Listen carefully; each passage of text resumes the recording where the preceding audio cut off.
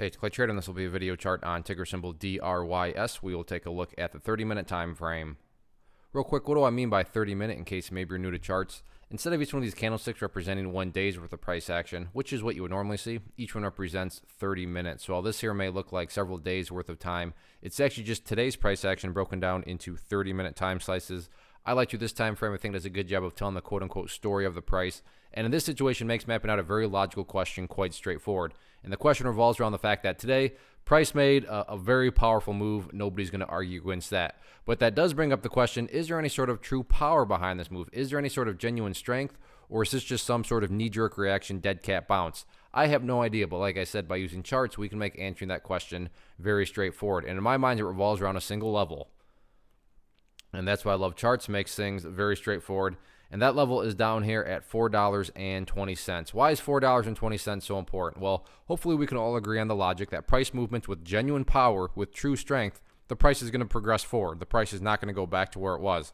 I'm assuming you're thinking and saying, well, hey, thanks, Captain Obvious. Of course, if a price movement is truly powerful, it's not going to go back to where it was. So with that in mind, think about $4.20. Any sort of closes below it, or worse yet, if the price separates to the downside, what is that doing to the price? That's putting the price right back to within this range where it already was. Again, going back, not a sign of true strength. Whereas let's say the price heads down here. I'm not saying it's going to fall all the way down here, but let's just pretend pulls back, bounces around, and then heads back up. What would you have in this situation? Well, you'd have a set of lows right here. You'd have this set of lows down here. If you picture each one of these as stair steps, well, hey, now you have stair steps progressing in the upwards direction. And again, that's what truly strong moves do, right? They make progress in the upwards direction. Now, ideally speaking, meaning Clay, what would make this chart look the absolute strongest going forward? If the price can stay up here above $4.60, that would make the chart look, the most attractive, the most powerful. But if 460 doesn't hold up as support, I'm not sitting here saying that the entire chart's ruined or anything like that. Now, what about areas of resistance? If this upwards move is going to continue, where are some potential battlegrounds at?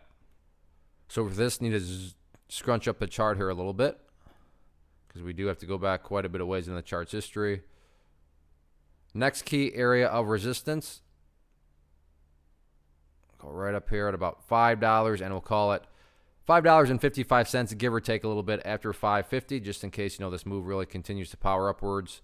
Next key level of resistance right up there around $5. Well, let's just call it $6 at that point in time. So these will be the next two key battlegrounds. At this point, by no means does the price have to break through levels of resistance in order to be healthy. At this point, just building higher bases are just as healthy as breaking areas of resistance. So no doubt about it, very strong move today. It'll be interesting to see if the bulls can build upon this momentum going forward.